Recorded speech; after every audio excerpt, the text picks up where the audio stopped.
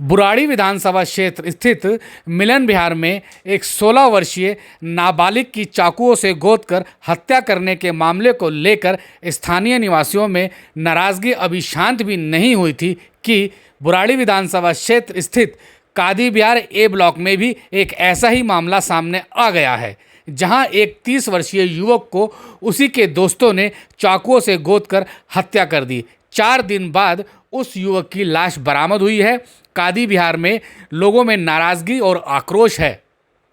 एक सप्ताह में लगातार 2 इस तरह की घटनाएं होने से बुराड़ी विधानसभा के लोगों में दहशत भी दिखाई देने लगी है।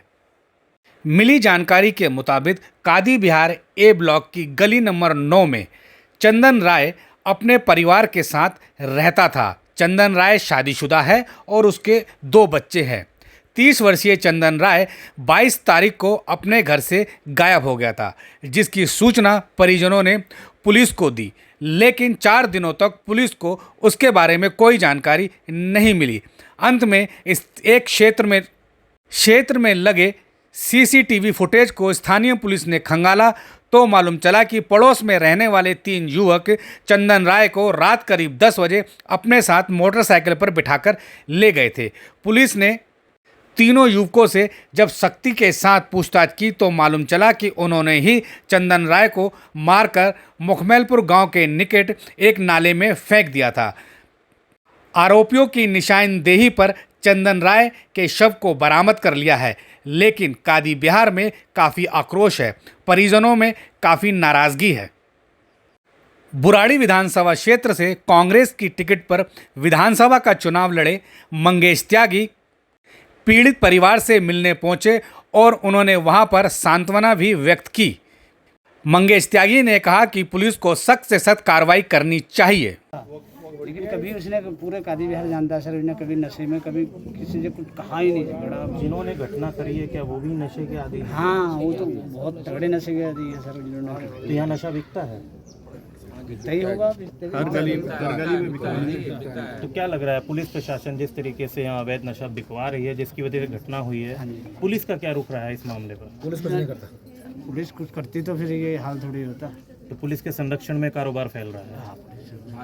तो क्या कहना चाहेंगे दिल्ली पुलिस कमिश्नर के लिए? लगातार बड़े बड़े वादे किए जा रहे हैं गृह मंत्रालय के द्वारा नशे को लेकर, आप क्या कहना चाहेंगे पुलिस के लिए? अब हमारा तो बच्चा गया सर, मैं क्या कहूँ इस बारे में, मैं क्या कह सकता हूँ? हमारा तो बच्चा गया, हमारा तो दिमाग इस टाइम पे केवल एक ही तरफ घूम रहा है कि हमारा बच्चा चले गया, हमारा बच्चा चले गया।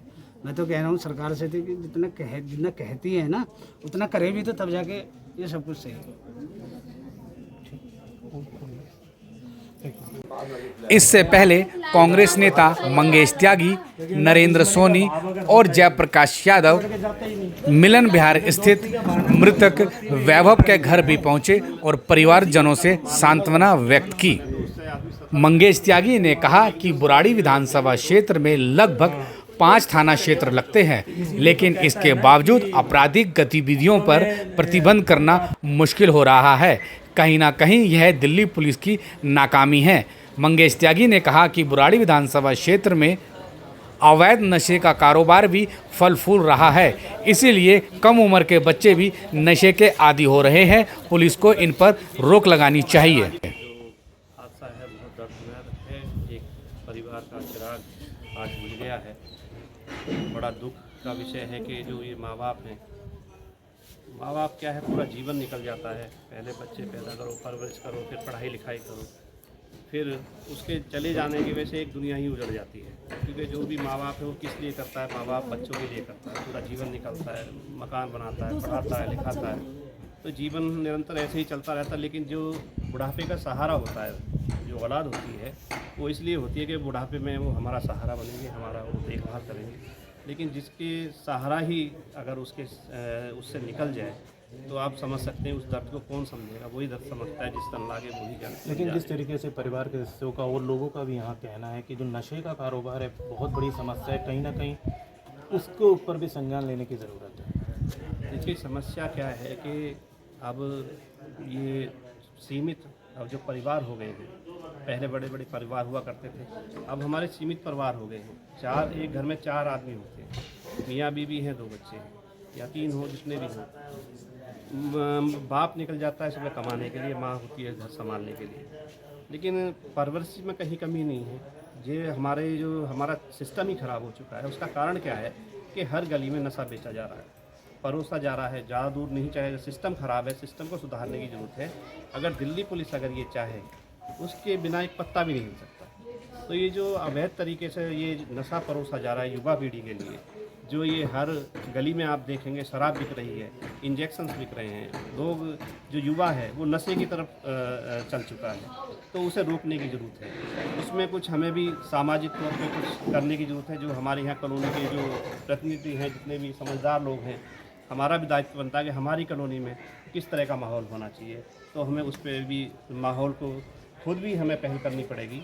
जो हम कॉलोनी के जो मौजूद आदमी हैं या एक जितने भी यहाँ व्यक्ति रहते हैं, सामाजिक व्यक्ति का ये कर्तव्य बनता है कि समाज में हमारे यहाँ गंदगी ना फैले, यहाँ कोई नशा ना बेचा जाए और यहाँ का माहौल ऐसा सुंदर करा जाए कि आपस में बच्चे बैर ना रख करके आपस में खेलें कूदें। उसका अभाव एक चीज़ और फिर भी रहेगा कि हमारे यहाँ खेलने कूदने के लिए जगह नहीं है। आपने देखा होगा पहले स्पोर्ट्स बहुत चलता था, कोई कबड्डी खेल रहा है, कोई फुटबॉल खेल रहा है, कोई वॉलीबॉल खेल रहा है, क्रिकेट खेल रहा है।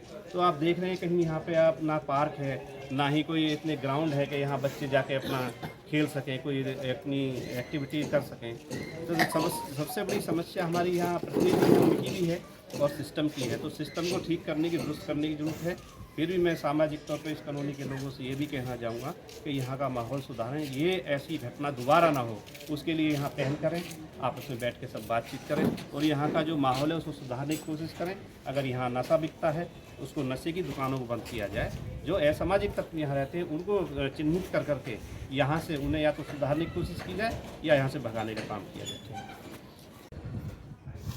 उसको उन्होंने देखने लायक भी नहीं छोड़ा।